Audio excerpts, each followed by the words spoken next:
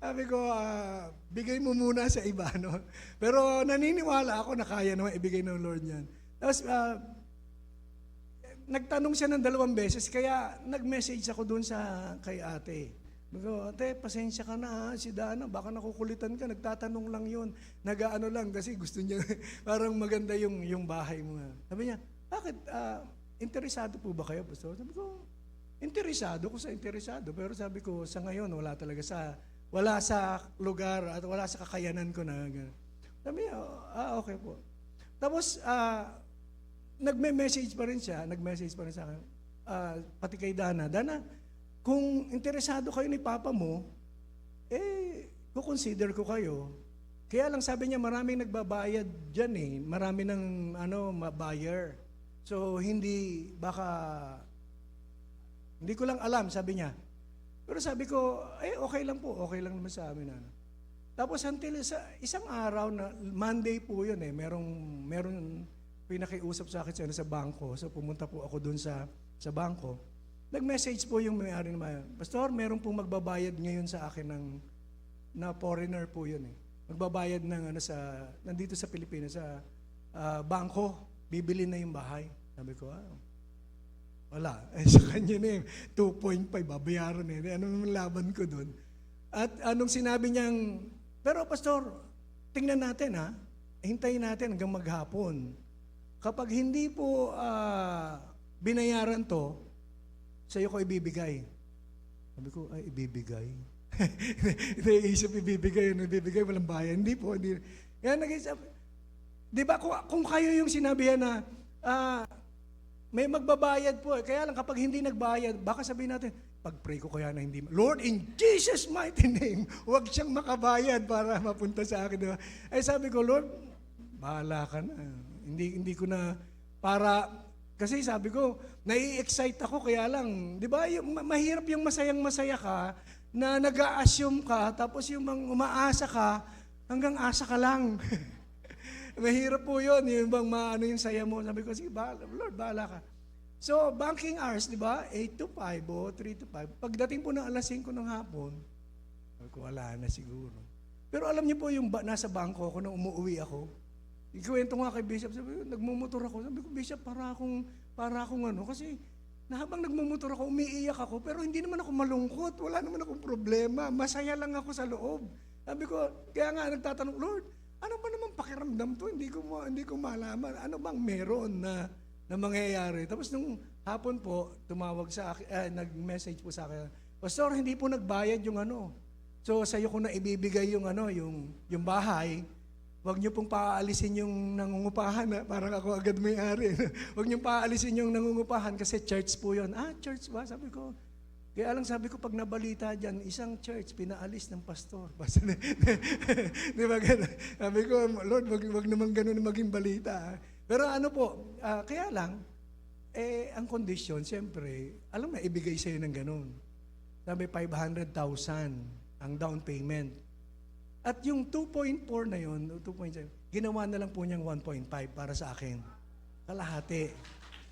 1.5. Kaya lang, yung 1.5, 500,000 ang Sabi ko, Lord, ang yaman ko 1,000 at million na itong pinag-uusapan. 500,000, sabi ko, wala kaming pang And then, God gave us wisdom. Hindi naman po kami, sabi nga, makakamulesya dapat na pero may mga ginamit po na tao na para po i-provide po yung 500,000. At din yun, divine intervention ng Panginoon kasi sabi niya sa amin, wala, hindi ko pwedeng ipaano sa inyo sa credit card ko kasi ipakarga tapos sa akin mapupunta. At saka malaki ang interest. Sabi niya yung 500,000, 5 years yung mabayaran, malaki. Sabi namin, hindi na lang yan. Pero alam niyo po, biglang may nag-offer sa kanya ng bagong card. Tapos ang pwedeng cash, advance na doon sa card, 500,000 din. Sabi niya, meron akong card na bago ngayon dumating. Gusto niyo gamitin yung 500,000? Ginamit po namin. Inuhulugan po namin. Kaya lang, yung 1 million. Kasi kaya namin kinuha, ipapasok namin sa pag-ibig. Ang monthly daw yata, for 25 years, 6,000. Ganun, ano pa lang yun ha, estimate pa lang po yun. Sabi namin, praise God, pwede yan, magandang ano. In-apply po ni Dana. Kaya lang, sa madaling salita po, na-disapprove. Pero, na-disapprove, kasi alam niyo dito sa Pilipinas, talagang iba, konting discrepancy lang, maliliit na bagay, hindi ka. Kinausap na yung seller, in-interview na, pinaliwanag na kung bakit meron kasing na-acquire nung dalaga siya, tapos iba na yung apelyido, pinaliwanag, tapos made with gold seal pa ng galing ng Finland. So, kumpleto yung papel, pero disapprove. Dahil lang doon sa mga ano, pinaliwanag na nga, sabi ko, Lord, parang ang kaaway, nagdi-delay pa talaga. Pero alam ko, binigay mo na eh. Hindi mo na ano.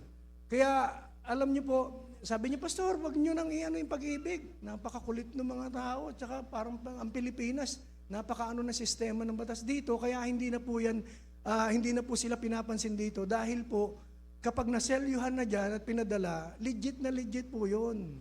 At dito, kasi pati yung apelido, yung middle initial nung anak, inaano, dito po walang middle initial, hindi namin ginagamit. Pilipinas, kailangan mo mag-comply.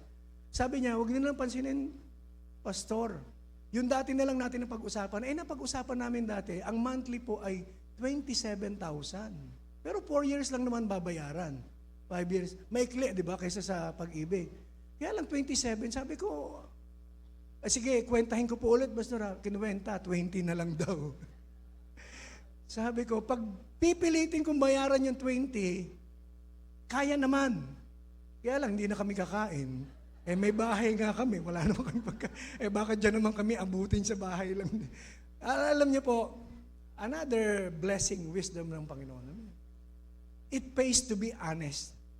Pag meron kayo, kausapin nyo, ako po, sabi ko kasi mula una sa kanya, gusto ko sabi ko, yung 20 kakayanin, pero hindi na kami kakain. Sabi ko, pwede bang ng term? Ako naman sabi ko, medyo magmumukhang kawang gawa na lang itong gagawin mo sa amin, pero pasensya ka na. Sabi ko, gusto ko lang maging totoo. At least dyan sa ko, sabi ko, pwede bang 10,000 naman? Para sa kayo nakakita 10,000 naman, para kayo nangungupahan lang ng bahay. Kung kayo ang magbebenta, hindi kayo papayag na 10,000, parang 10 years, di ba? Pero sabi ko, 10,000 naman, tapos lahat ng mga blessings na meron kami, una ka namin i-consider na ibigay sa'yo. So, parang 10,000. Parang sa lupa sa Teresa. Ang bait ni Nanay Remy. Noon, nandun po na, yung 10,000, tapos yung mga blessings na yun, bibigay namin sa'yo. Alam niyo po, walang kagatol-gatol. Sagot niya kaagad pagbalik. Sige po, okay po. Okay po ako dyan. Sabi niya, basta tayo po magkausap, wala naman pong problema. Sabi ko, it has an overflowing grace of God. Amen? Kasi ako po, hindi ko ini-insist. Hindi ko naman i-insist kung Kaya lang ang Panginoon kasi ang nagbibigay sa akin ng peace at saka siya yung unang gumawa ng mga kuwang. Sabi ko, kaya, ang Lord ang Kaya ngayon, usapan namin, sabi ko, 10,000 naman, pero sabi ko, kapag may blessing kami, lahat ng blessing, mas malaking porsyento may bibigay namin. Kasi gusto rin namin maging madali. So ngayon, instead na ko ng 30 years, pero mo, pinaikli ng Panginoon, tapos pinababa pa yung saan ka nakakita? Kaya abot-abot po yung kagalakan sa puso. Sabi ko, pwede naman pala. No, just believe the Lord. Just believe His word, His promises. And stand still. Wag kang mag-aalala. May pag-aalala, hindi mawawala yung minsan matitinag ka ng mga Pero that is the grace of God. That is how grace of God overflows sa buhay po ng bawat isa sa atin. Kaya nga, pag nakikita nila, ako din po, hindi ko rin ma-worry kasi maliit lang naman po siya, 45 square meters. Pero 3 palapag po. Na kapag humiga ka, alam mong sa'yo, alam mong binigay ng Panginoon. Sabi ko, totoo pala Lord, yung sabi mo, titira kami sa mga bahay na hindi namin pinagawa.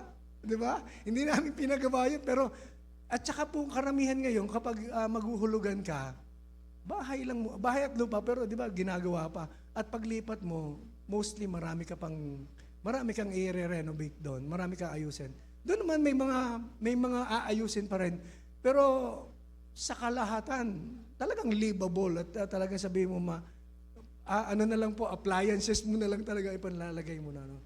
Kaya ko lang naikwento to, just because of our topic, the overflowing yung grace ng Panginoon. And if it overflows doon sa buhay ng mga kapatid natin, sa bawat isa, pwedeng mangyari sa lahat. Amen? Pwedeng dumaloy sa lahat. At ang lahat po niyan, ang tagapagbigay po niyan, walang iba kundi ang Panginoon. Siya lang. Hindi po tao. Yung tao ginagamit na instrumento ng Panginoon. And hallelujah, alam niyo po yung kapatiran natin na yun, noon, dalaga pa yun noon doon.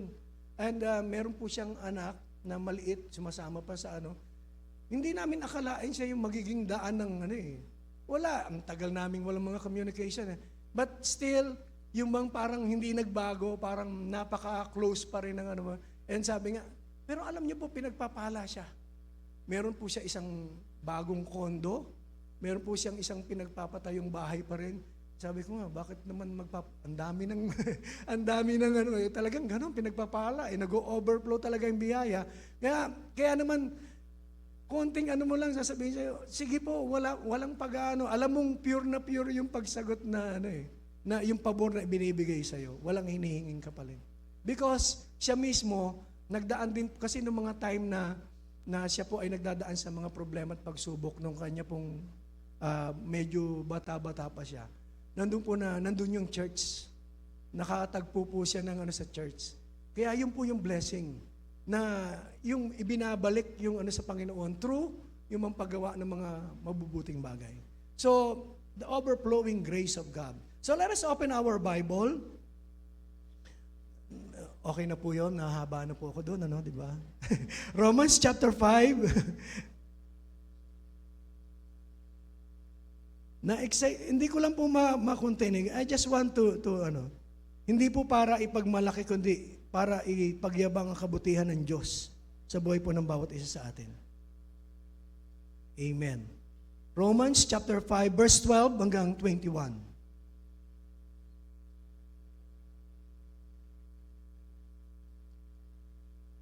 Basahin ko po dito. Therefore, sa ESV translation po, English Standard Version, therefore, just as sin came into the world through one man, and death through sin, and so death spread to all men because all sinned. Verse 13, for sin indeed was in the world before the law was given, but sin is not counted where there is no law. 14, yet death reigned from Adam to Moses, even over those whose sinning was not like the transgression of Adam, and who was a type of the one who was to come. Verse 15, but the free gift is not like the trespass, for if many died through one man's trespass, much more have the grace of God and the free gift by the grace of that one man, Jesus Christ, abounded for many. And the free gift is not like the result of that one man's sin. For the judgment following one trespass brought condemnation, but the free gift following many trespasses brought justification. Verse 17, for if because of one man's trespass death reigned throughout that one man, much more will those who receive the abundance of grace and the free gift of righteousness reign in life through the one man, Jesus Christ. Therefore, as one trespass led to condemnation for all men, so one act of righteousness leads to justification and life for all men. For as by the one man's disobedience the many were made sinners, so by the one man's obedience the many will be made righteous. Verse 20, now the law came into increase the trespass, but where sin increased, grace abounded all the more. Verse 21, so that as sin reigned in death, grace also might reign through righteousness, leading to eternal life through Jesus Christ our Lord. So purihin ang Panginoon sa pagkabasa ng kanyang salita. Ito po yung sinasabi sa Tagalog. Ang kasalanan ay pumasok sa sanlibutan sa pamamagitan ng isang tao. So alam po natin yun po ay si Adan. At ang kamatayan pumasok sa pamamagitan ng kasalanan. Dahil dito lumaganap ang kamatayan sa lahat ng tao sapagkat ang lahat ay nagkasala. 13, nasa sanlibutan na ang kasalanan bago ibigay ang kautusan. Ngunit kung walang kautusan, ang kasalanan ay hindi itinuturing na kasalanan. Gayunman, naghari pa rin ang kamatayan mula kay Adan hanggang kay Moises, pati sa mga taong hindi nagkasala tulad ng pagsuway ni Adan sa utos ng Diyos. Si Adan ay anyo ng isang darating. Subalit magkaiba ang dalawang ito dahil ang walang bayad na kaloob ng Diyos ay hindi katulad ng kasalanan ni Adan. Totoong maraming tao ang namatay dahil sa kasalanan ng isang tao, ngunit ang kagandahang loob ng Diyos ay mas dakila. Gayon din ang walang bayad na kaloob sa maraming tao sa pamamagitan ng kagandahang loob ng isang tao, si Jesucristo.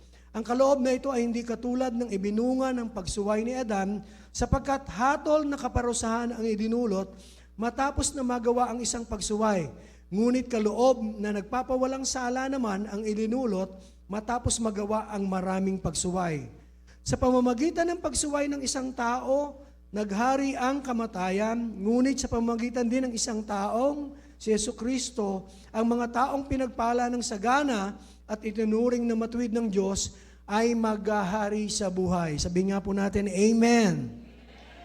At kung paano ang pagsuway ng isang tao ay nagdulot ng kaparusahan sa lahat, ang matuwid na ginawa rin ng isang tao ay nagdudulot ng pagpapawalang sala at buhay sa lahat. Sapagkat kung naging makasalanan ang marami dahil sa pagsuway ng isang tao, marami rin ang mapapawalang sala dahil sa pagsunod ng isang tao. Nang magkaroon ng kautusan, dumami ang pagsuway. Ngunit sa pagdami naman ng mga pagsuway, ay lalong sumasagana ang kagandahang loob ng Diyos. Amen? Sabi po, lahat naman tayo nakasusuway sa kalooban pa rin ng Panginoon. Pero kung gaano kalaki yung pagsuway po natin, ganun naman po kadakila at lalong sumasagana kagandahang loob ng Diyos. Kaya sabi po sa 21, kaya nga, kung paano naghari ang kasalanan sa pamamagitan ng kamatayan, gayon din naman maghahari ang kagandahang loob ng Diyos sa pamamagitan ng pagpapawalang sala. Ito ay magdudulot ng buhay na walang hanggan sa pamamagitan ng ating Panginoong Jesucristo. So purihin po ang Panginoon sa pagkabasa ng kanyang salita. Nandun po na ang krus ng Kalbaryo, ang krus po ang siya pong naglalarawan ng dakilang grasya o kagandahang loob ng Diyos o dakilang pag-ibig ng Diyos para po sa bawat isa sa atin. At doon po natin matutunghayan kung gaano po kadakila ang kanyang pag-ibig sa bawat isa. At ang grasya ng Panginoon hanggang sa kasalukuyan po ay dumadaloy. No, wag po nating ibang sumagi sa isip po natin na tayo po ay minsan linlangin ng kaaway na ang grasya ng Panginoon ay nandun po na hindi po buhay sa bawat isa. Ito po ay nararanasan. Tayo pong lahat ng mga nakakaraan, we have heard of all the stories about yung mga pangyayari sa baha, no? No, yung mga binuksan na dam, kung paano rumagasa yung baha, yung flood, nagkaroon ng flood doon sa iba't ibang panig ng ano. At mga ilang panahon din, di ba? Marami po. At yung pinaka hindi pa natin makakalimutan hanggang sa kasalukuyan, yung Undoy na nangyari. At ang flood, hindi lamang po ilan ang napiperwisyo po niyan. No, marami. Sabihin na natin minsan, may mga lugar dito sa Pasig na hindi po talagang binabaha, pero lahat tayo nakaranas kung paano yung karanasan na magkaroon ng baha, di ba? Lalo na nung Undoy, yun, parang halos lahat na yun eh. Kasi dito po noon, kami nila, ng mga staff, nila Bishop po, si Bishop po pala ay nasa CLC po ngayon. Siya po ang speaker. Di ba dati kapag first Sunday, dito siya, doon ako. Sa CLC ngayon, baliktad. Nagpalit muna kami. Kasi matagal na po siyang hindi nakakapunta rin sa CLC. Hinahanap din po siya ng mga leaders po doon na nami-miss po siya.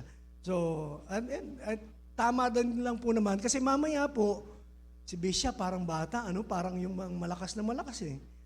Pero mamaya, tutuloy po yun ng Dasmariñas, Cavite. Kasi meron pong bubuksan po na ministerial training course, sila Pastor Ernie. So siya pa rin na po doon, magtuturo. Kaya diretso na po sila. Hallelujah, kaya nagpalit po muna kami ngayon. So, balik po tayo sa pag-aaral. Nandun po nandito kami noon eh. Yung Undoy nangyari nung meron po tayong water baptism. Dito po sa may Parkwood. Diyan po. Pero di ba, tuloy-tuloy ang ulan noon, walang patid eh. Nagtataka po kami yung pool, kasi yung pool nung una, hindi naman siya puno. nung umuulan na, lalo na magpatapos na, lumalakas na yung ulan, diretso na yung ulan, napupuno yung swimming pool. Ano ba to sa host lang? Tapos nung pabalik na po kami, nasa gate na po kami, bumabaha na yung daanan. Tapos si Pastor Hill na utusan pumunta ng Jollibee po doon, bumili ng namin pang merienda para pagbalik namin sa church. Pagbalik niya, nandun na siya, flooring na ng tricycle. Alam niyo po, umuwi kami nila Pastora Baby noon, hanggang dito na eh. Nung tanghali na, hanggang dito na. May isang tricycle driver na taga may bunga din, kilala ko din, namumukhaan ko doon banda. Sumisigaw, sabi niya, ayan, baha na. Pantay na yung mahirap at mayaman. Sumisigaw din sa may, ng Parkwood. Kasi lahat nga naman, baha na. Totoo naman, nung panahon na yon, pantay, lahat binaha eh. So yung mayaman o mahirap man, nag-suffer doon sa baha talaga. Kaya lang, ang gusto kong idiin doon, pag ang tubig talaga, maghahanap talaga ng lugar para doon siya pupondo, di ba? So talagang lahat halos ay So, ganun din sa Bible, di ba? Yung flood, alam natin, ang pinaka-stand out na istorya dyan ay nandun po yung kay Noah. Diba, yung pagkabaha noon. So dito po sa ating mag-aaral, naisip, meron pong mensahe po dito about 2 floods. Para bang yung baha na dumarating po sa buhay po ng bawat isa. So kapag baha po talaga, natural disasters, sabi po, a flood is a powerful, overwhelming force. It is an unstoppable deluge that changes the landscape forever. Diba na nababago yung mga nadaanan ng mag-iiba itsura. No? So, dito po sa ating pong pinag-aaralan, si Apostle Paul presents us with 2 great floods. Actually, one is a flood of sin and death, and the other is the flood of grace and life. So, flood of sin and death, and the other is flood of grace and life. So, the second flood is not just a match for the first. Although yung pong baha, yung flood of sin and death, hindi po siya mamamayani over dun sa flood of grace and life na nagmumula sa Panginoon. Mas dakila po yun, mas makapangyarihan. Hindi po yung kasalanan at kamatayan, kundi po yung buhay at yung grasya, kagandahang loob ng Panginoon. So, yung second flood, which is the flood of grace and life, is not just a match for the first. It is a far greater overflowing deluge. Ibig sabihin, yung bang mas sagana po itong magbigay sa bawat isa po sa atin. So, since overflowing grace po ang ating po pinag-uusapan, we will explore it through the lens of this passage, through the grace of God. Nandun po na pag-aralan po natin yung sinasabi ni Pablo. Doon sa verse 12 and 14, Paul begins with a reality check.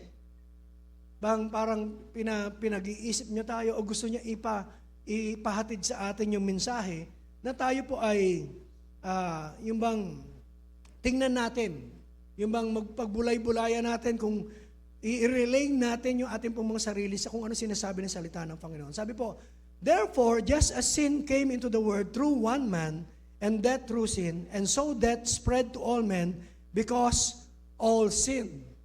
So, the one man, of course, is Adam. So, his disobedience in the Garden of Eden was not a private matter. Hindi naman po ito tago sa atin. Alam na po natin yung istorya, di ba? Na ginawa ni Adan. Na dahil po through Adam nakapasok po yung kasalanan. Adam was the representative of the entire human race. So pwede natin i-identify yung sarili natin sa kanya sapagkat kay Adan, siya yung nagre-represent sa atin at the time. So when he fell, we all fell on him. With him. No, para bang nagkasala siya, ang sangkatauhan ay nagkasala. So parang salita, damay-damay na to. No, nadamay po tayo doon. Kaya kahit hindi pa man tayo ipinanganak at pagka ipinanganak tayo po ay meron pong nature ng kasalanan sa buhay po ng bawat isa sa atin. So, his disobedience in the garden, alam na po natin yan, and it became a catastrophe po of humankind. So naging problema po. Adam was the representative of the entire human race. And the consequences of his sin Sin itself and its ultimate payment, death, yung kabayaran po ng kasalanan, kamatayan, became a torrent that swept over every person who has ever lived. So sabi nga, talagang lahat tayo, nadamay po tayo dun. Kung siya po ay nagkasala din po tayo. And hindi po ito para sisihin si Adan. Hindi, talaga yan si Adan. Kung hindi siya nagkasala, edi sana, di ba, maayos. Hindi po. Talagang alam din ng Panginoon na si Adan po ay human as he is. May mga kahinaan. At nangyari po yun. Pero hindi po ang Panginoon, alam niya yung magaganap, pero meron agad siya mga contingency plan, meron po siya. Ibig sabihin, alam niya na eh. Alam niya yung mangyayari. So, the sin nature we inherited from Adam finds expression in our personal conscious act of sin. Kaya, di ba ang bata, sabi nga, kita mo, hindi mo naman tinuturuan eh. Pero pagdating ng panahon, nagkakasala, ano? Tapos, wala ka naman tinuturo. Hindi mo naman kailangan sabihin na ganito. Pero habang lumalaki sila, nagkakaisip, lalo na na-influensya ng mga tao sa labas, na kahit na born again pa yan, kahit na anak pa ng pastor, magugulat ka nga eh. Dati po yung anak ko, lumalabas po sila, lalo panganay ko, mas maano yan sa labas na nakikipaglaro.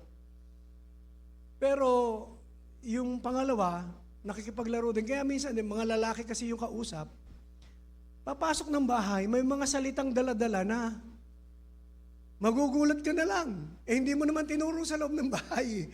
Narinig niya sa labas, nagmumura. Tapos, nang wala siyang hindi niya alam na masama yung salita. So, walang nagtuturo sa kanya, pero natututunan niya. Lalo na kapag natutunan niya na sa labas, alam mo ba, mura yun ba? Ano yun Hindi magandang So, saka mo lang nalalaman. So, ganyan ang tao. Likas sa kanya, yung sinful nature, lumalabas. No? Nandun po na talagang nakakagawa ka ng mga bagay na yung bang hindi kalooban ng Panginoon. Although minsan nga, alam na nating masama eh. Yung pa yung masakit, alam na natin masama, pero ginagawa pa rin natin. Nagkakasala pa rin tayo sa mga ganong bagay. So si Adam po ay representative po natin at siya kanya po nagmula. At kung ang kabayaran ng kasalanan ng kamatayan, nandun po na yan din po ay kasamang natanggap po natin. So hindi man natin siya sinisisi, but death spread to all men because all have sinned. Lahat naman, hindi lang si Adan, kundi tayo nagkasala. Sino po dito hindi nagkasala mula nung bata siya hanggang sa kasalukuyan? Ika-canonize na po kayo eh. Pwede na tayo maging santo. No? Lahat po tayo dumaan sa pagkakasala. So we are active participants in this rebellion against God. Agree ba kayo doon na tayo, parte tayo, naging rebelde tayo sa Panginoon? Kasi ang kasalanan po, ang paggawa ng kasalanan, hindi lamang po paggawa ng mali, kundi paggawa ng mga bagay ng pagre-rebelde laban sa kalooban ng Diyos. No, nilalabanan natin kung ano yung kalooban ng Diyos. So, hindi yung kalooban ng Diyos, hindi natin ginagawa. Ang tawag po doon, rebelde. So, yun po tayo. We rebel against the will of God. Kaya naman, naging active participant po tayo. The sin nature we inherited from Adam find its expression in our personal conscious act of sin. Hanggang sa tayo na po mismo gumagawa.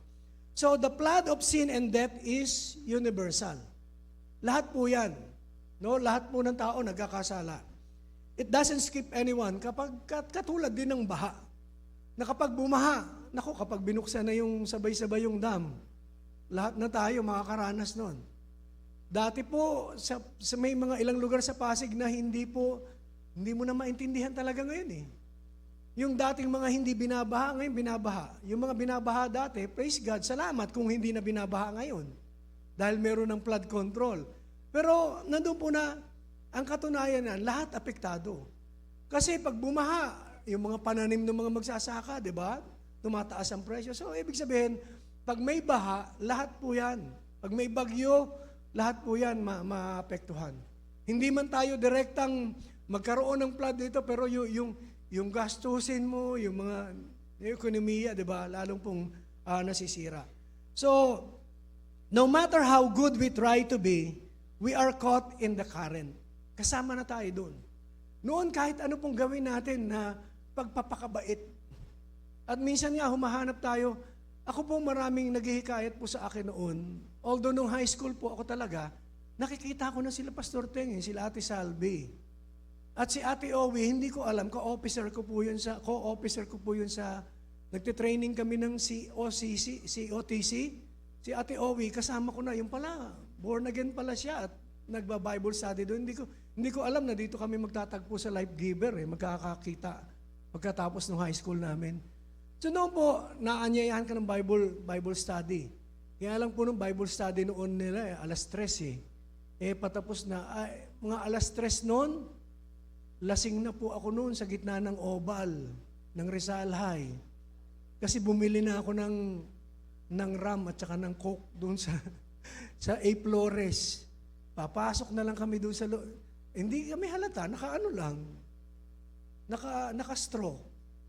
Tapos doon sa gitna ng oval ng Rizal High School, nagtitraining pa ako ng COTC ng partida. Tapos, lalo na nung naging officer, doon po kami. Kaya, madalas, sasabihin ko, parang kailangan ba dyan mabait o ano? Kapag yayayain ka ba doon, mabait ka kaagad, gano'n. Marami po ko napuntahan May mga invitation na, sa trabaho naman,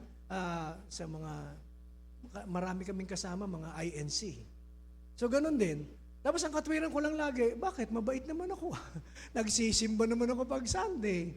Ako, mabait naman akong anak. Hindi naman, sabihin ko na lasinggero ako, pero hindi naman ako, palaaway, hindi. Mabait naman ako. Kaya sabi ko, hindi ko kailangan yan. Pero ganun tayo lahat. Apektado tayo lahat. Dati, walang mabuting bagay na nananahan sa atin Kahit nasabihin mo pang mabait ka, meron ka pa rin kasalanan na nananahan sa buhay mo, personal. So, it is universal. It doesn't skip anyone. No matter how good we try to be, nandun po nakasama po tayo. We are born into a world where we are enslaved to sin. And our destiny, apart from God, is spiritual and eternal death. Diba? For the wages of sin is death. Spiritual na pagkawala, hindi man kamatayan. Although talagang kapag wala ka sa Panginoon, mas madadali ka, mas malapit ka sa kamatayan Nandun po na kapag wala kang relasyon sa Panginoon, maraming bagay ka magagawa. Hindi ka looban ng Diyos, masisira mo yung pati physical na katawan mo sa pamamagitan ng mga bisyo kung wala ka sa Panginoon. Pero nandun po na, yun ang katotohanan. Yung destiny po natin, apart from God, talagang spiritual and eternal death. Pero ganun pa ma'am, yun po yung bad news. Na kung hindi po tayo nahanap ng Panginoon, kung hindi po tayo nakakilala sa Kanya, yung bad news po ay tayo po ay spiritually hiwalay sa Panginoon at may kamatayang spiritual sa buhay natin. Ibig sabihin, walang buhay na relasyon sa Kanya. So, gusto ko lang pong inuna yung bad news. This is the bad news. And it is necessary na maunawaan po natin, foundation po yan for understanding the good news.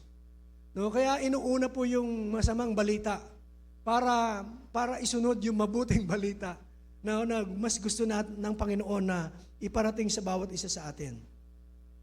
Sa verse 15 and 17, sabi po dito, 15 hanggang 17, subalit magkaiba ang dalawang ito, dahil ang walang bayad na kaloob ng Diyos ay hindi katulad ng kasalanan ni Adan. Totoong maraming tao ang namatay dahil sa kasalanan ng isang tao. Amen? Totoo po yun, di ba? Dahil kay Adan, nadamay po tayo, maraming tao namatay dahil sa kasalanan ng isang tao. Pero sabi po, magkaiba ang dalawang ito. Sapagkat ang kagandahan, sabi po, ngunit ang kagandahang loob ng Diyos ay mas dakila. Agree ba tayo doon na mas dakila ang kagandahang loob ng Diyos? Sabi po, gayon din ang kanyang walang bayad na kaloob sa maraming tao sa pamamagitan ng kagandahang loob ng isang tao, si Jesucristo. Kaya yan po malinaw na wala pong bayad, hindi po tayo ang nagbayad. Although hindi po siya free na in a sense na wala talaga nagbayad, ang nagbayad po ay ang Panginoon para po sa bawat isa sa atin. Pero tayo, on our part, Wala po tayong binayaran at wala tayong babayaran. Ang kailangan lang sa atin ay manampalataya sa tapos niyang ginawa sa krus ng Kalbaryo. Amen? Upang maranasan po natin yung kanyang nag-uumapaw na grasya po sa buhay po ng bawat isa. Sabi po, gayon din ang kanyang walang bayad na kaloob sa maraming tao sa pamamagitan ng kagandahang loob ng isang tao, si Jesucristo. So, napaka-ano po, no? Ginawa po niya doon, sabi po, may pivot po, meron pong lundo, at yung pong mensahe ni pa, meron pong bat. Sabi po, subalit magkaiba ang dalawang ito. Introduces the second flood, the flood of grace. Sabi po, but the free gift is not like the trespass. Yung kaloob ay hindi katulad ng kasalanan ni Adan. Sabi po, for if many died through one man's trespass, much more. Sabi po, much more. Sabi nga po natin, much more. Have the grace of God and the free gift by the grace of God that one man, Jesus Christ, abounded for many. Ginamit po niya rito yung praise na much more. Alam niyo ba, meron tayong much more blessings na tinatanggap sa buhay po natin ngayon? The much more blessings of God. Higit doon sa gawa ng kaaway, higit sa kasalanan, higit doon sa dati nating kalagayan, yung bang tinatanggap nating biyaya ay mas higit, much more. Have the grace of God and free gift by the grace of that one man, Jesus Christ, abounded for many. So, the flood of grace is not just equal to the flood of sin. Hindi po siya, yung kasalanan, hindi po papantay sa grasya ng Panginoon. At habang lumalaki, sabi nga, di ba, sumasagana yung pagkakasala minsan ng tao, mas lalong sumasagana pa po ang grasya ng Panginoon. Kaya wag natin sasabihin, Lord, hindi mo ako maintindihan. Naintindihan tayo ng Panginoon.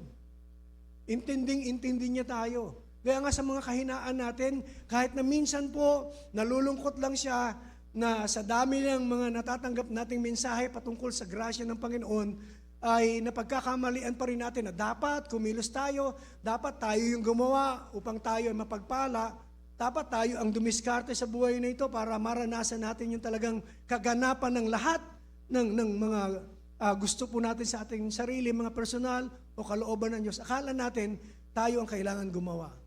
But we have the much more blessings of the Lord na higit po doon sa kasalanan.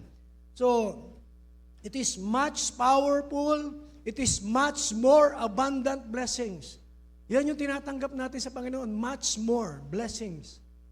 Much more abundant, much more overflowing, much more powerful yung grasya ng Diyos sa buhay po ng bawat isa.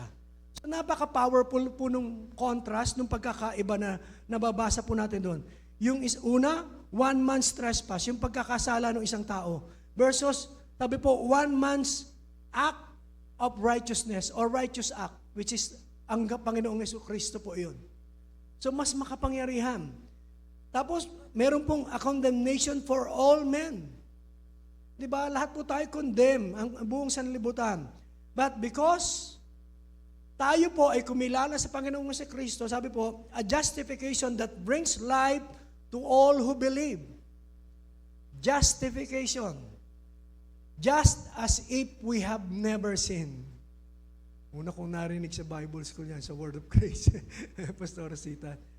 Justification, just as if we've never sinned. Yung bang parang wala lang nangyari. Nagkasala ka pero sa Diyos, wala nangyari. Although may consequences ang kasalanan, pero kapag pag-uusapan na ang Diyos ba galit sa iyo, ang Diyos ba kinokondem ka, ang Diyos ba hinahatulan ka, wala pong paghatol. Kaya nga, we have been justified. No, pinawalang sala. No, acquitted na tayo dun sa kaso. No, wala tayong sala. So, yun po yung contrast. While dun nung nakapasok ang kasalanan, sabi po, death reigned. So, lumagana po yung kamatayan. Kabaliktaran naman po, grace reigned through righteousness na dala-dala ng ating Panginoong Jesucristo. Kaya, Adam's sin brought death. Nagdala ng kamatayan ng pagkakasala ni Adam. Christ's obedience brought life. No? Sabi ko, just meditate the goodness of the Lord.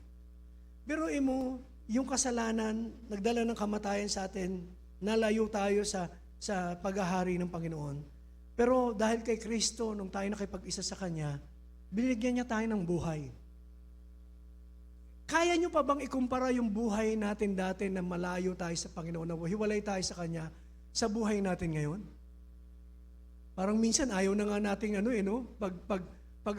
pagkumpara dahil malayong malayo. No, malayong malayo yung pag-uugali natin, yung pananaw natin sa buhay, malayong malayo. Dati laging kawalan ng pag-asa, dati laging tayo ang ang bida eh. Gusto natin tayo yung magagawa ng mga bagay para sa atin. Ngayon, kaya na rin nating sabihin yung sinasabi ng Panginoon, let your will be done. No, kaya na nating ipagkatiwala sa Panginoon yung buong buhay natin, amen? And every details of our lives, amen? Ganun po ba? Na bawat detalye ng buhay natin, kaya natin ipasakamay ng Diyos. No, na dati hindi eh. Hindi, buhay ko to. Bakit ko ipagkakatiwala sa Panginoon? Tulungan niya ako, pero yung pagkakatiwala ko sa Kanya, hindi. Hindi natin alam yung dati. Bulag tayo sa katotohanan. Pero ganun pa ma'am, nung dumating po ang Panginoon, binigyan niya tayo ng buhay. And sabi po sa John 10:10, ano po yung uri ng buhay na binigay niya sa atin? He has come to give us life and have it more abundantly. Till it overflows, sabi po sa Amplified. Yung buhay na talagang nag-uumapaw, yung pagpapala. Hindi lamang po dahil nag-uumapaw dahil sa material na bagay na kinukwento natin. Alam niyo po, yung material na bagay, lilipas. Lahat ng mga nasa atin ngayon, yung tinatangkilik natin, kayamanan, lilipas din eh. But wala pong masama. You enjoy the riches na na-acquire po natin, na sabihin natin, pinagsikapan din natin, enjoy po natin. Pero wag natin ipagmamalaki na dito lang yung pagmumula ng kagalakan at kasiyahan ng buhay, kaganapan. No, life itself can only be found in Jesus. Hindi po sa karangyaan. Hindi po sa mga bagay na tinatangkilik natin. Maganda yung marami tayong blessings. Amen? Kasi testimony rin natin sa iba. Sasabihin naman natin, hindi ba testimony natin yung pakita sa na tama po yun. Pero hindi po natin dapat, sabi nga, ilalagak doon eh. Hallelujah. Kahapon ang ganda ng discussion namin sa men. Kuya Sam, all is well. Mga men, all is well. No, all is well. Yung pong Shunammite woman kasi, sa 1 Kings, di ba? Yung natin pinag-uusapan. Na yung babae po doon, nakita niya kasi si Elisha, yung lingkod ng Panginoon, at dumadaan sa bahay nila. At alam niya yung lingkod ng Diyos, pinagmagandahang loob niya, sabi niya, pagawa natin siya ng silid dito para makapagpahinga yung lingkod ng Diyos. Kaya nung dumaan na si Elisha, talagang winelcome po siya sa bahay nila. At si Elisha, alam niyo po yung Shunammite woman, larawan po ng grasya. Kasi alam niya siya po ay tumanggap ng biyaya mula sa Panginoon. Gusto niyang i-share doon sa lingkod ng Diyos. Actually, si Elisha pa nga ang nagsabi, ano bang pwede kong ibalik sa'yo? Sabi ni Elisha, ano ba pwede, gusto mo ba, ikwento kita dun sa hari para makilala ka ng hari at pag baka may reward, di ba? O kaya dun sa commander ng sundalo, parang ganun po yung inaano ni Elisha. So para bang gusto ni Elisha, yung ginawang kabutihan sa kanya, pagbalik, bayaran niya, i-reward. Pero hindi eh, yan po yung picture ng grace. Ang Diyos kapag nagbibigay sa atin, sabi ng babae, hindi, okay lang ako. Okay na yan. All is well. Okay na yung mga, yung kay mag-anak ko, yung kabuhayan namin, okay naman kami. Kaya hindi namin kailangan. Yung bang, hindi na hinintay o talagang ipinakita ng babae na, sige, bayaran mo ko, i-reward. Sa grasya ng Panginoon, katulad ng Shunammite woman, nagbibigay ng malaya. Amen? Yung bang kayang i-share yung blessing niya ng masagana. Tapos meron namang isang Kristiyano na ang hitsura, hindi gaanong bukas sa grasya ng Panginoon, gusto niya bayaran pa. Ano ba pwedeng ibalik ko sa iyo? Alam niyo po, wala kayong pwedeng ibalik sa Panginoon. No, ang gusto lang ng Panginoon talaga sa atin, tumanggap tayo ng tumanggap. Are you ready to receive from the Lord? Bawat araw ng buhay natin, humanda lang kayo sa pagtanggap. At kapag tumanggap na kayo, magpasalamat lang po. Yun lang naman po ang requirements. Amen? Wala na pong iba. As you receive, give thanks to the Lord. And the more you give thanks to the Lord, the more blessings you will receive. Why? Kasi alam niyo po ang Panginoon, ginagalang din yung attitude natin. Yung attitude of gratitude. Diba? Yung bang habang nagpapasalamat ka, lalong dumadaloy. Hindi nauubos yung biyaya ng Panginoon sa buhay po ng bawat isa. Why? Gusto ng Panginoon. Yun lang, magpasalamat lang tayo. Pero yung intention niya sa araw-araw, tumanggap ka ng lahat ng mabubuting bagay. Amen? Kaya palakpakan po natin ang Panginoon. Yan lang po ang gusto ng Panginoon. Kaya wag na po kayong masyadong mag-alala, wag na po tayong masyadong yung titingin lang sa sarili natin, yung mga kahinaan natin, hindi ako karapat-dapat po tayong lahat. Sabihin mo nga sa katabi mo, karapat-dapat kang tumanggap ng biyaya ng Panginoon. Kahit na ano ka pa man, kahit na ano pa yung nagagawa mo, anong minsan ang kahinaan natin, regardless. As long as we are in Christ and Christ is in us, matutumba lang tayo, pero pagtayo natin, nandiyan pa rin ang kamay ng Panginoon, laging pangangalagaan at pagpapalain ng bawat isa sa atin. So si Adan, nandun po na yung free gift of grace abounded for many. Not just light, but the free gift of grace abounded for many. The word abounded suggests an overflow. Pag sinabing grace abounds, ibig sabihin, nag-overflow, super abundant. Para bang, noong nakaraan may nasira pong dam eh. Alam niyo ba sa isang malaking dam, tapos ganun yung volume ng ulan na talagang bubuhos? Kapag hindi nagbukas ang dam, talagang sasabog po siya. Pero hindi pa nga po sumasabog, may konting crack lang. Doon sa dam na iyon, alam niyo po, magbibigay po yun ng pag-agos, pagdaloy na masagana.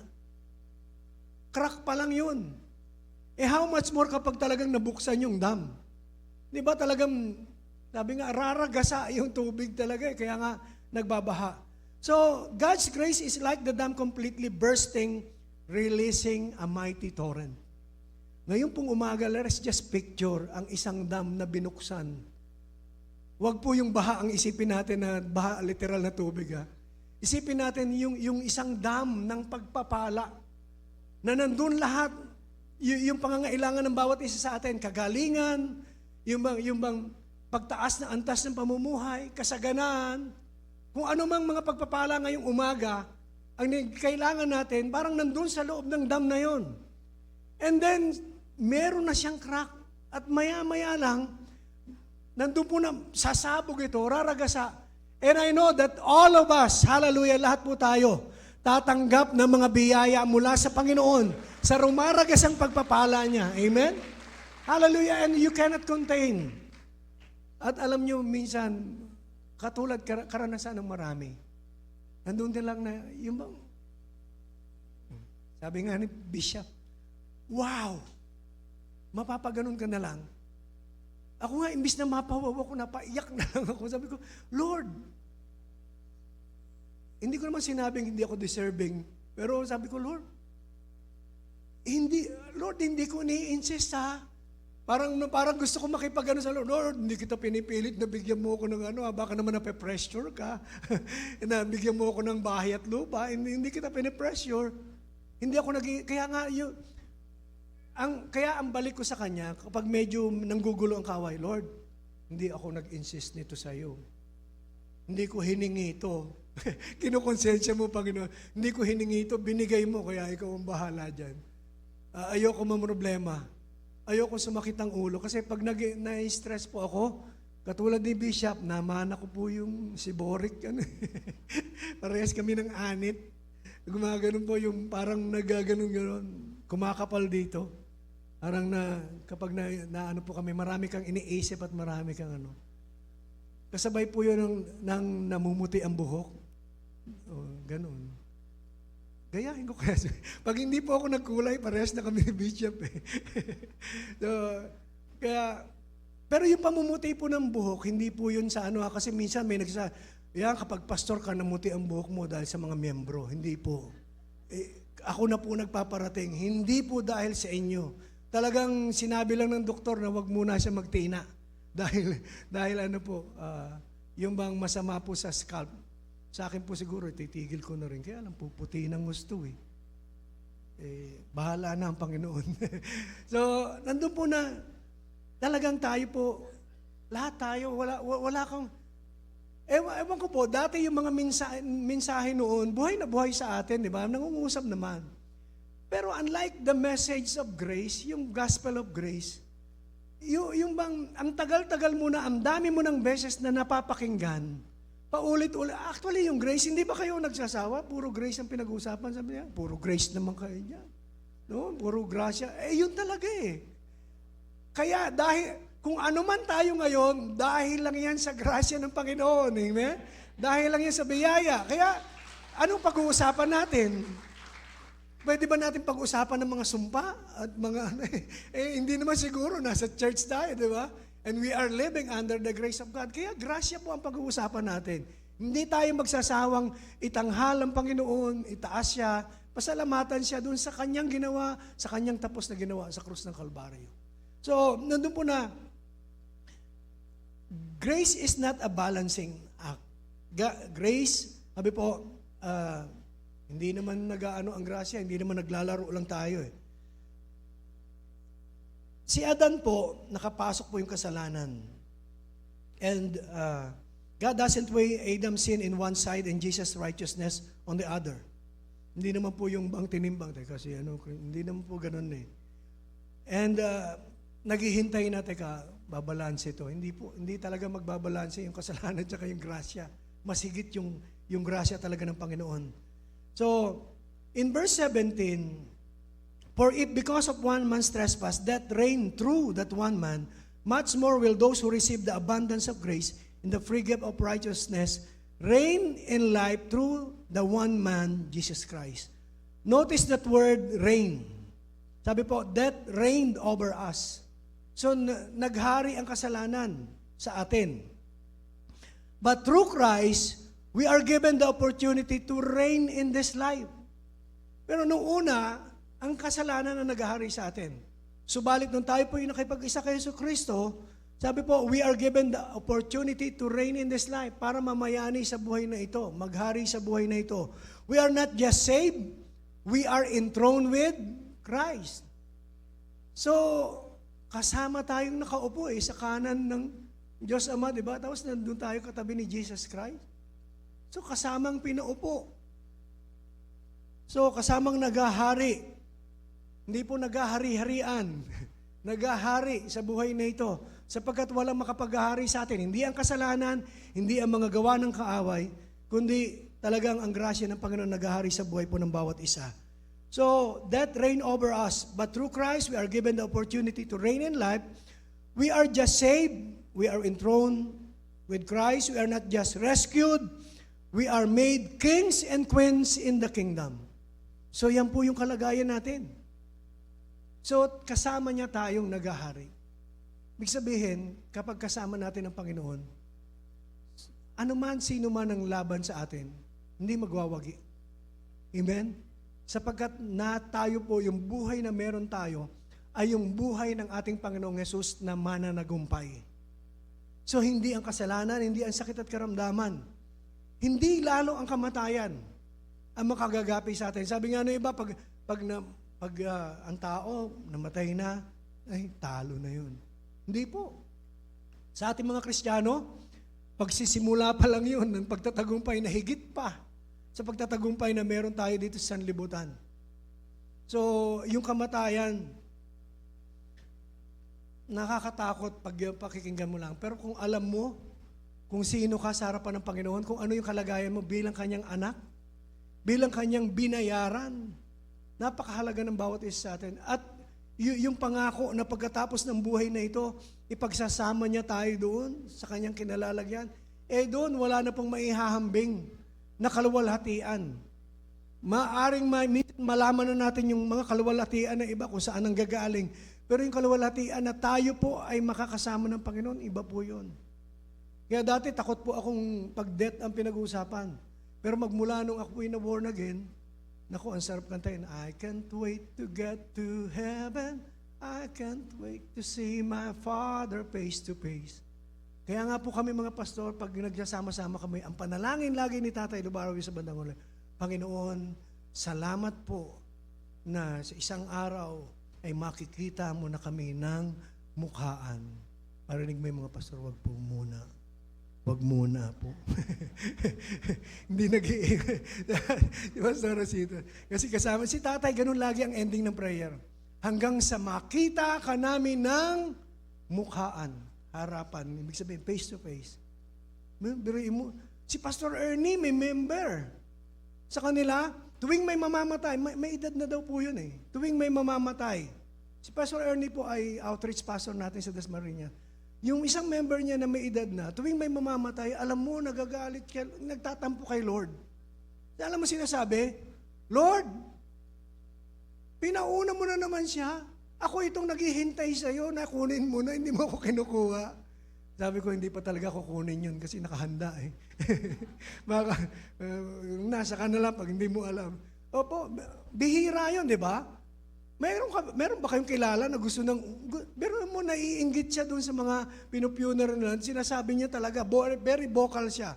Kahit nagpe-pray daw, natatawa na nga lang daw yung mga katabi, o kaya pag nagse-share, si Lord talaga, inuna naman si ano. Samantalang ako, tagal-tagal ko na naghihintay. Wala naman siyang ano eh. No, malakas pa naman siya. Pero gusto niya na umuwi sa Panginoon.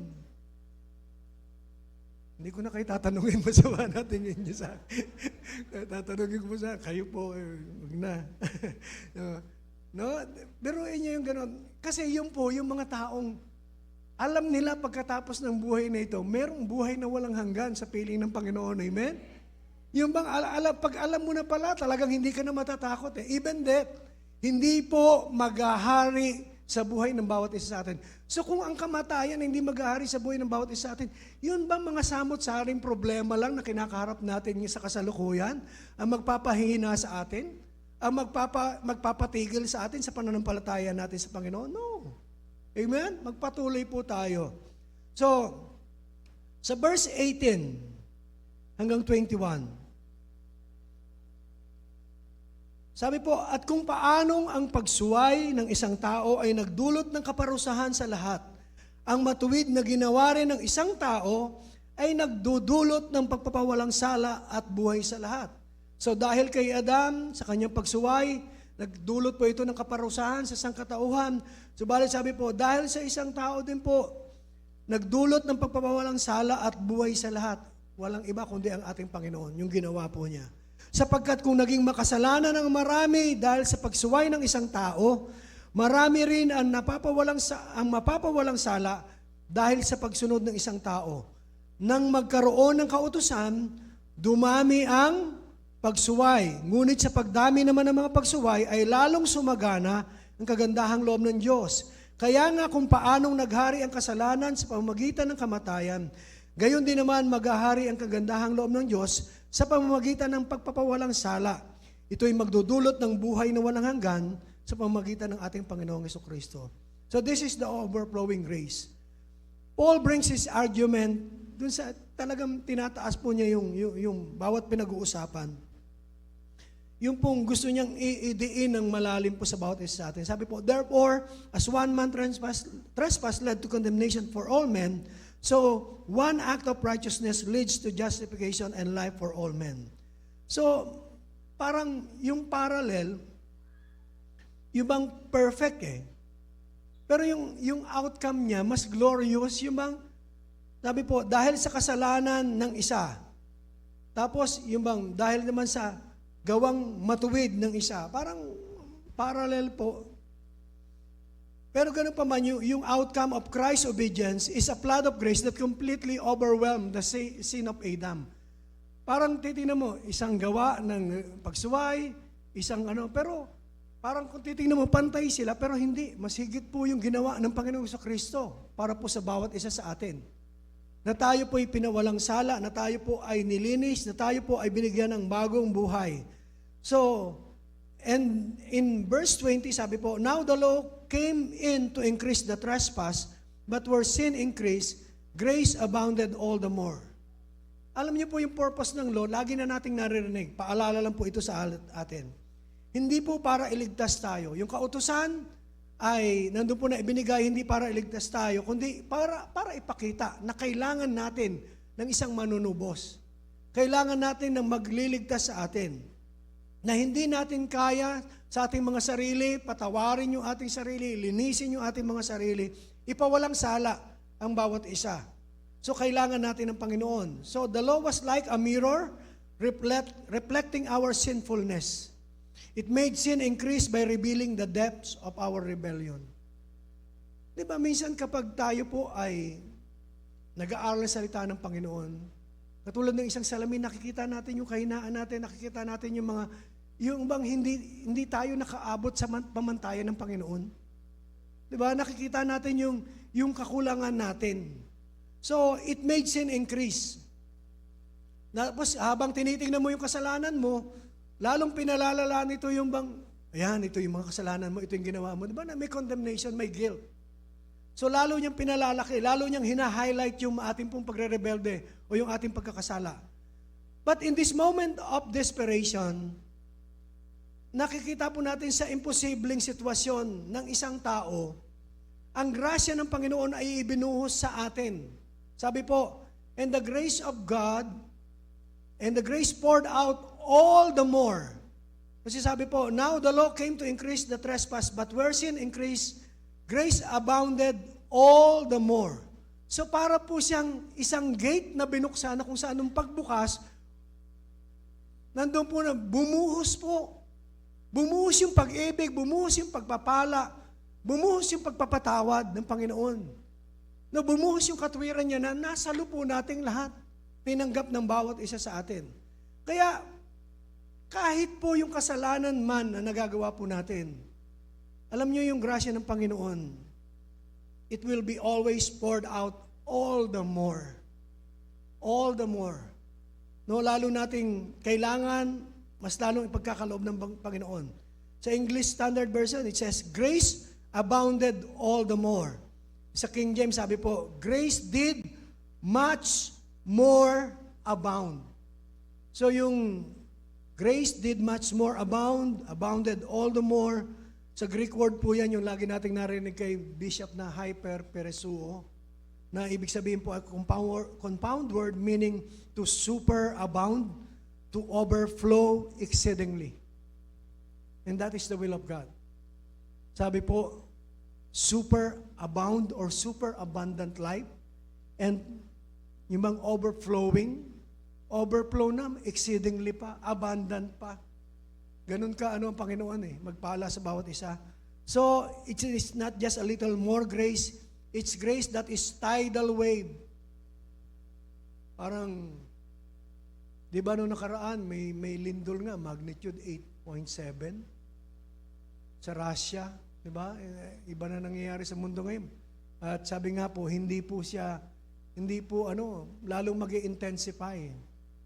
So susunod, may mawabalitaan ka ng 9, magnitude 9. Diba? Ganun yan hindi na po natin hawak ang Pero, ganun man ang mangyari, kahit sa buong sangkatauhan, kahit na ganun ang kaguluhan, the grace of God will be all the more na mararanasan po ng bawat isa. Nandun po na mas lalong higit pa. So mag-i-intensify. Alam niyo pa, mag-i-intensify yung mga kalamidad. But the grace of God will also intensify.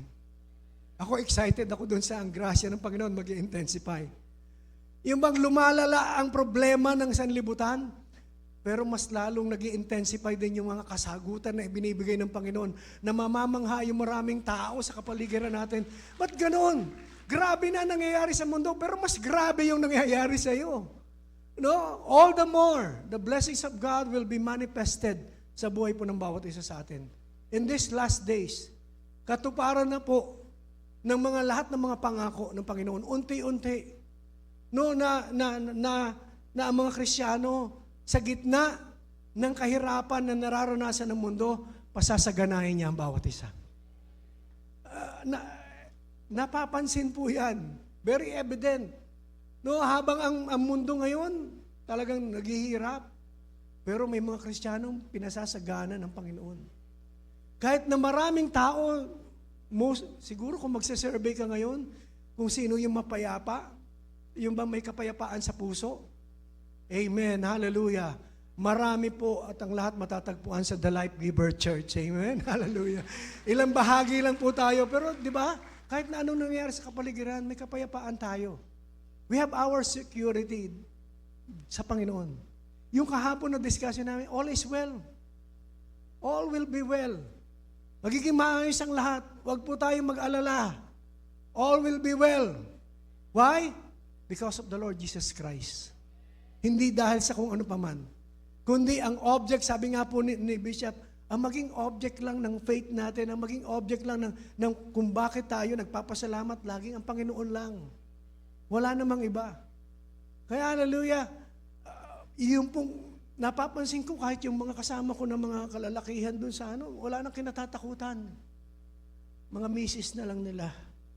Yun po. Kasi sabi, uwi na tayo. Tanghali na, maglalaba pa ako. Madali po kami uuwi. So praise God, hallelujah. Yung law talagang panghihinain tayo. Pero living under the grace, ngayon, baliktad na. Nakikita natin yung mga kahinaan natin. The more we see our sin, the more we are humbled. Amen? And the more we are able to appreciate the extravagant, overflowing nature of God's grace. Kasi nakita mo kasalanan mo, hindi ko kayang i-ano sa sarili ko rito, pero dahil sa grasya ng Panginoon. Masagana yung grasya niya, yung kapatawaran niya, yung pag-ibig niya. Kaya naman malaya, may kagalakan sa puso. So, this all culminates in grand celebration. Dito po sa verse 21, sabi po, so that as sin reigned in death, grace also might reign through righteousness, leading to eternal life through Jesus Christ, our Lord. So, living in the overflow. Living in the overflow of grace. So, anong kailangan natin gawin? What does it mean for us today? It means that we are no longer defined by Adam's sin. So, hindi na tayo, wala na tayong kaparte doon sa pagkakasala ni Adan, sapagkat nandun po na dumating na ang Panginoon sa Kristo at tayo po ay nakipag-isa sa Kanya, siya ay nakipag-isa sa atin. So ganun din po, we are defined by Christ's righteousness. So kung meron mang katuwiran na tayo pinagmamalaki, ay ang katuwiran ng Panginoon sa Kristo na tinanggap po natin. We are living in the overflow of God's grace. So ano ang kailangan natin gawin? Stop trying to earn it. We cannot work our way out of the flood of sin. Miski nga yung kasalanan, hindi naman tayo nakakawala nung dati dahil sa sarili lang natin eh. It's because of the forgiveness of God. It's because of the finished work of the Lord Jesus Christ. Dahil po sa dugo na itinigis niya, kaya tayo naging malinis. So wala sa atin. So stop trying to earn it. We must receive the gift of grace. And another, sabi po, rest in it. Stop trying to earn it. Sabi po, rest in it. Acknowledge that sometimes you sin, pero nandun po na huwag tayong manatili doon sa kasalanan, but marvel at the depth of God's grace. When you feel the weight of your sins, or minsan may ang kaaway, pinapa-guilty tayo, sabi po, remember the grace abounds all the more. Pag nagkulang ka minsan, huwag mo masyadong sisihin yung sarili mo, kasi hindi po. The grace of God abounds all the more. Lalong masagana yung grasya ng Diyos sa iyo. Kapag kung kailan tayo mahina, di ba? Yung po tinuturo sa atin, kailan saka naman tayo nagiging lalong malakas. And live out of it. Live out of it. Acknowledge the depth. Sabi po, the overflowing grace is not meant to be contained. It is meant to flow out of us to others. Live out of it. Mamuhay tayo pero ibahagi po natin sa maraming tao. Ibahagi po natin. Amen? Kasi yan lang po yung grasya eh. Kaya yung kahapon na tinakal namin, napakagandang istorya. Paglalarawan ng grasya na yung babae dahil siya'y pinagpala, gusto niya rin pagpalain yung lingkod ng Diyos. Pagpalain niya yung mga taong nakapaligid sa kanya. Kahit na ang tingin sa kanya, widow na po siya eh. Di ba? Biruin mo, namatay yung kanyang asawa, tapos namatay pa yung kanyang anak. Pero sa lahat ng yun, nasasabi niya, all is well. Sabihin nga po natin, all is well. Pero alam ko, merong hindi maganda sa buhay nyo ngayon, di ba? May nababalitaan tayo ng mga, pakipray mo nga, ganito, di ba? Pero bakit nasasabi natin all is well? Because of the finished work of the Lord Jesus Christ. Because of the grace of God. Because He promised He will never leave us nor forsake us. Amen? Hallelujah. Sige po, palakpakan natin ang Panginoon. So live out of it. It meant to flow out of us to others as we have been shown radical grace. We are called to be agents of radical grace in a world still caught in the current of sin and death. Sa labas, ganun pa rin eh. Laging condemnation, laging kasalanan, pinag-aharian pa rin ng kasalanan at kamatayan. So tayo na nakaranas po ng grasya ng Panginoon, nandun po na pakita po natin. Forgive as you have been forgiven, love as you have been loved, serve as you have been served. Maibig po tayo dahil tayo unang inibig. Tayo po ay magmahal dahil tayo unang minahal. Magpatawad tayo dahil tayo po ay pinatawad ng Panginoon. At maglingkod tayo dahil hanggang ngayon pinaglilingkuran pa rin tayo ng Diyos. Siya yung naglilingkod actually sa atin eh. Siya yung gumagawa para sa atin. Hindi tayo. Kasi kung tayo magsiserve sa Kanya, wala naman yan. Hindi naman yan. Walang magagawa yan. Hindi naman kailangan ng Panginoon eh. So the flood of sin and death was real, but thanks be to God, the flood of grace through Jesus Christ is real, and it is greater.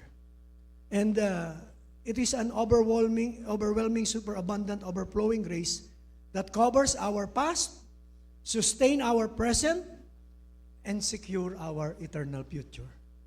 Pero mo, yun yung grasya ng Panginoon, no? Sabi po, it is an overwhelming, superabundant, overflowing grace that covers our past, sustain our present, and secures our eternal future. So kahit na anong season ng buhay po natin, available po ang grasya ng Panginoon. So, may we live in the reality of this overflowing grace today and forever.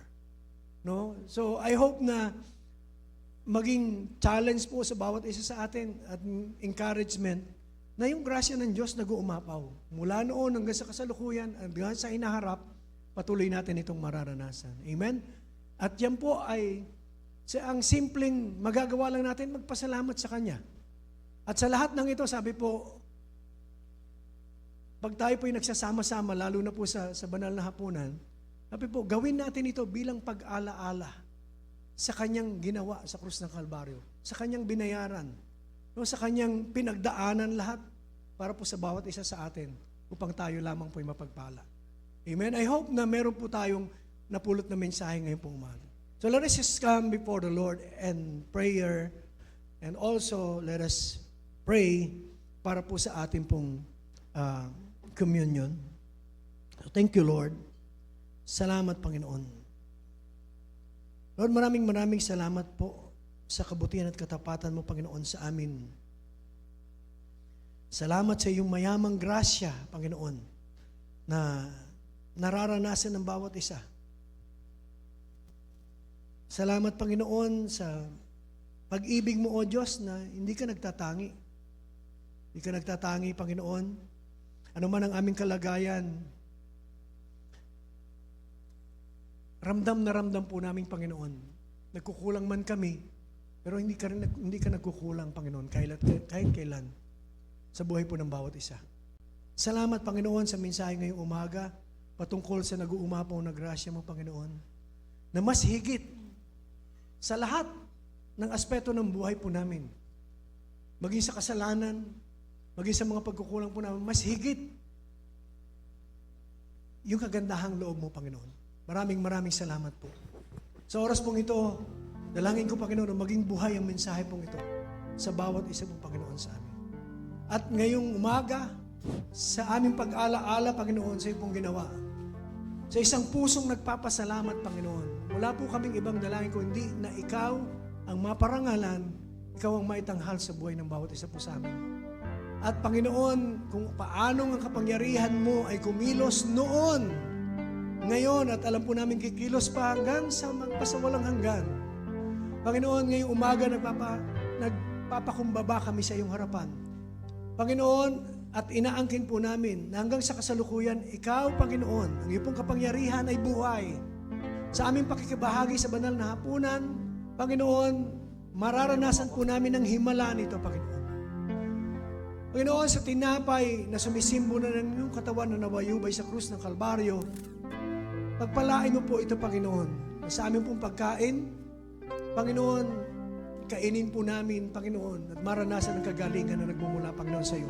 Sa anumang uri ng sakit at karamdaman, hindi lamang physical, Panginoon, kundi sa iba pang sakit, Panginoon, na naranasan ng bawat isa.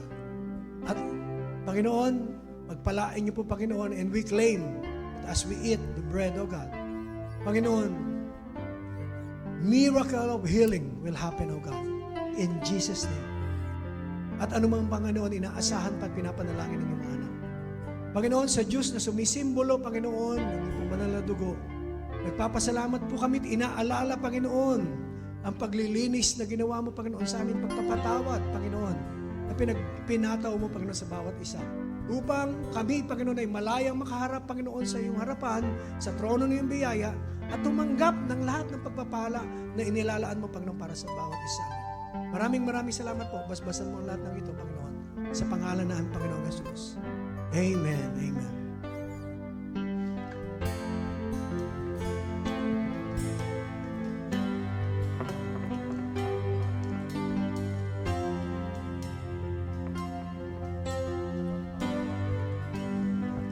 By His stripes we are healed. By His nail-pierced hands we're free. By His blood we're washed clean. Now we have the victory. The power sin is broken. Jesus overcame it all.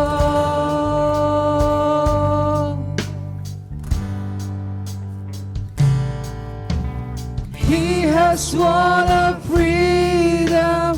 Jesus has His won it all.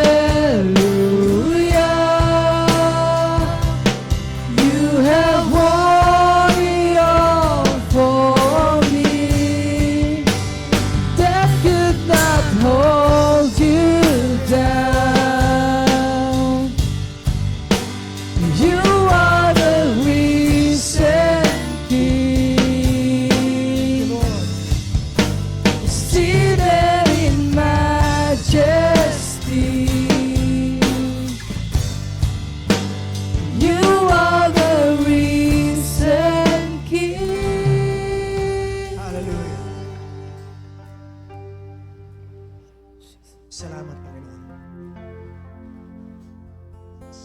Pagkakataon, kalayaan, Panginoon, na pinagkakalob niyo po sa amin, na makibahagi, Panginoon, sa banal na hapunan. Gagawin po namin ito na may pananampalataya sa aming pong mga puso. Panginoon, at hindi lamang ritual, kundi, Panginoon, pagkakataon na kung saan sama-sama kami, Panginoon, magpasalamat sa iyong tapos na ginawa sa krus ng Kalbaryo. Taas po natin ang tinapay. Sapagkat ito ang aral na tinanggap ko sa Panginoon at ibinibigay ko naman sa inyo. Noong gabing siya ipagkanulo, ang Panginoong Yesus ay dumampot ng tinapay, nagpasalamat at pinagpiraso ito at pinamahagi sa mga alagad na ang wika. Ito ang aking katawan na inihahandog para sa inyo. Gawin ninyo ito bilang pag-ala-ala sa akin. Kanin po natin ang tinapay.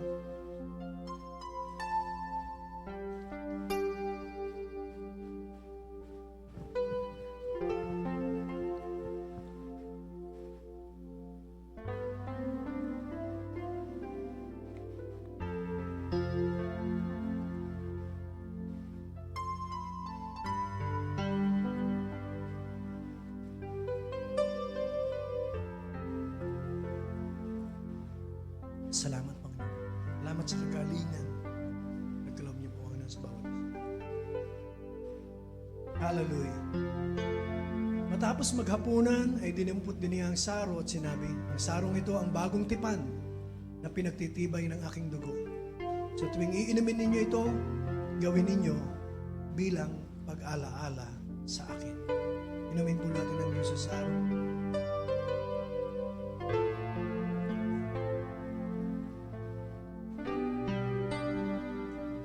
Salamat, Panginoon.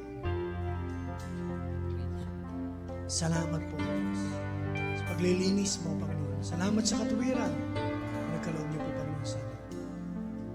Sapagkat sa tuwing kakain kayo ng tinapay na ito at iinom sa sarong ito, pinapahayag ninyo ang kamatayan ng Panginoon hanggang sa kanyang muling pagparito. Pasalamatan po natin ang Panginoon. Hallelujah. Our God is risen, He is alive, He won a victory, He reigns on high. Our God is risen, He is alive, He won a victory, He reigns on high. Hallelujah, you have won a victory. Thank you, Lord. We claim it, O God. Hallelujah. Hallelujah, you have won it all for me. That could not hold you down.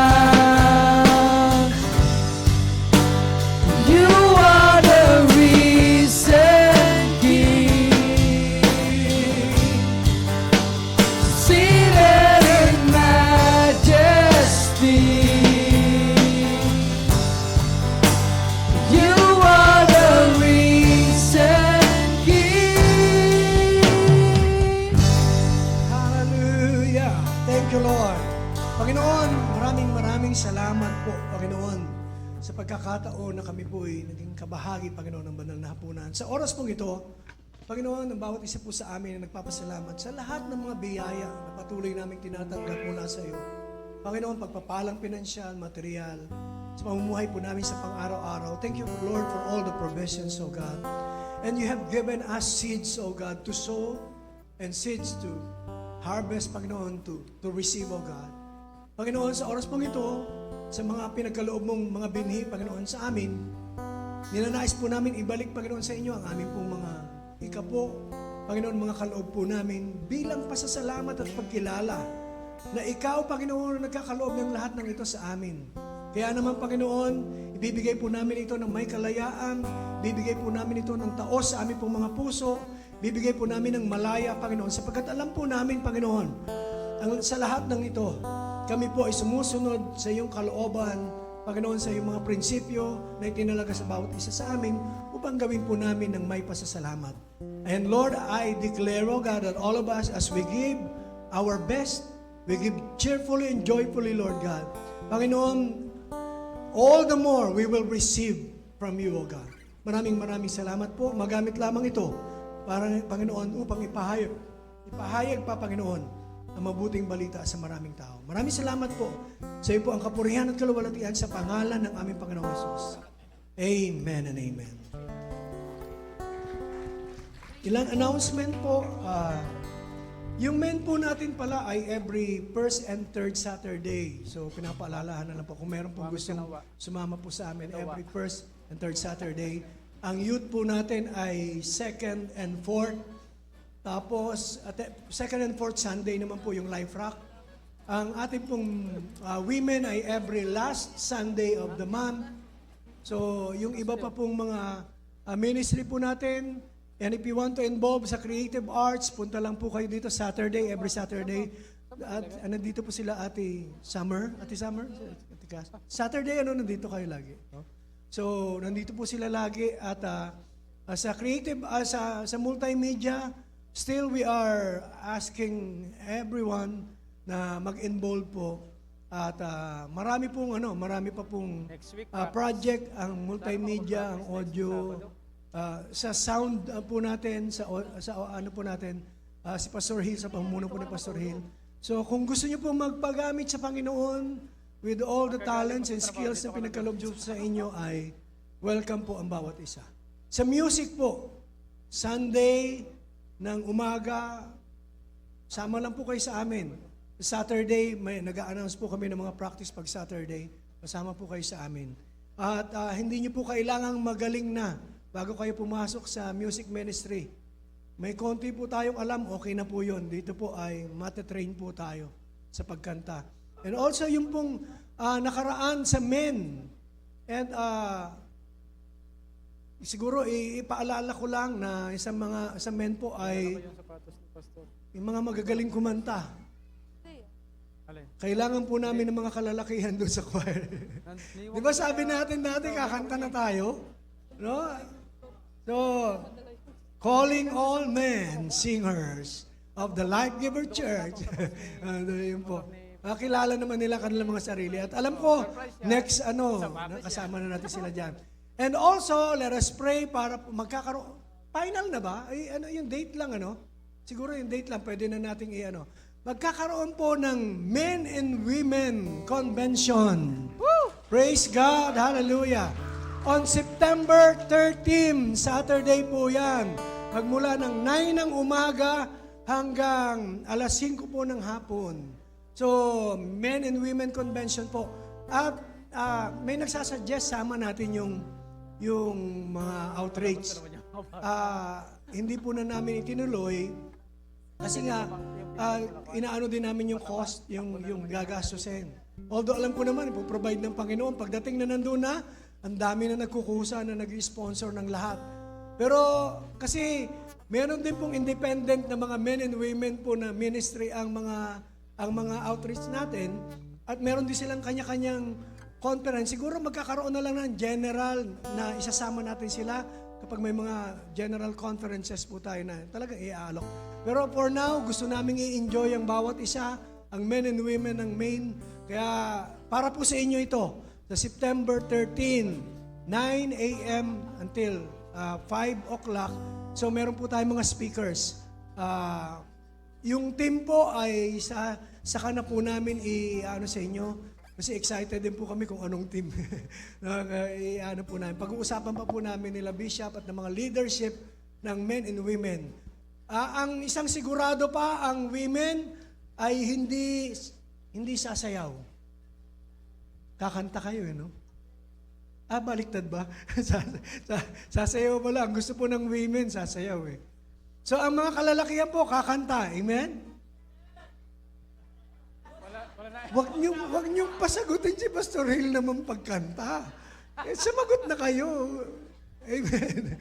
Pero talaga si Pastor Hill, kakanta yan.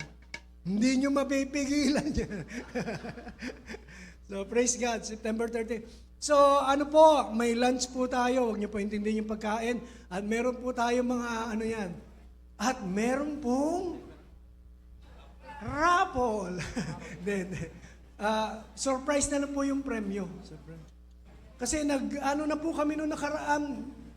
Kung nagtanong po kami ng Toyota Rush ba yun? O Innova? Hindi ba? Ganun kalaki yun. Kung ibibigay ni Kuya Joe, yung kanya ganun, ipaparapol natin, hindi ba? So praise God, may parapol po, kaya ma-excite po. Ipag-anyaya po ninyo, yung mga kumare po ninyo, yung mga kaibigan ninyo. Marami po silang matututunan sa conference po na yun, convention po na yun. So, praise God, hallelujah. Tayo pong lahat ay tumayo. Hallelujah. For our benediction, Panginoon, maraming salamat, O Diyos, sa napakasaganang biyaya mo, Panginoon, sa bawat isa po sa amin, lalong-lalo na ang iyong salita. Panginoon, hindi na uubusan ng kapahayagan na nagmumula sa iyo. At kahit na nga paulit-ulit naming marinig, Panginoon, nagbibigay daan sa kasiyahan, kalayaan, Panginoon, katagumpayan, at katapangan sa aming mga buhay para po magpatuloy ano man ang aming kinalalagyan sa kasalukuyan. Nagpapasalamat po kami sa Santong Espiritu na lagi nagtuturo, Panginoon, sa amin ng mga katotohanan na nagmumula sa iyo. Salamat po, Ama, sa iyong presensya. Salamat, Panginoong Jesus.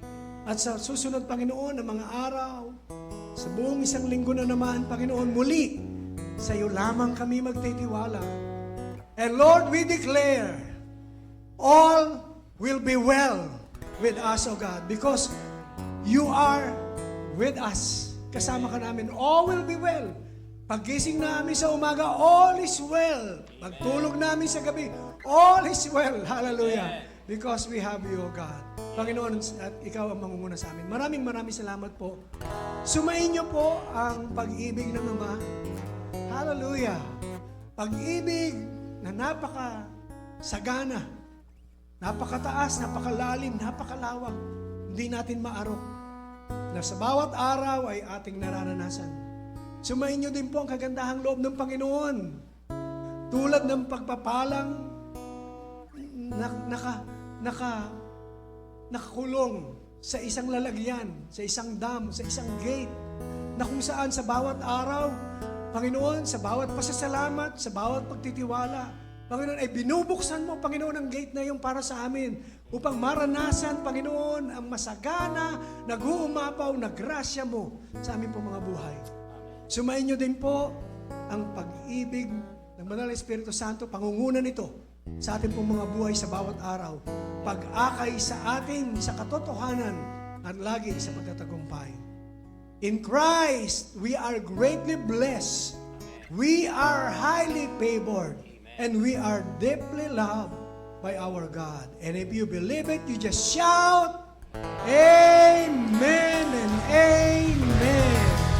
Hallelujah. Thank you, Lord. God bless you po. We love you with the love of the Lord. See you on our midweek Bible study sa streaming po natin.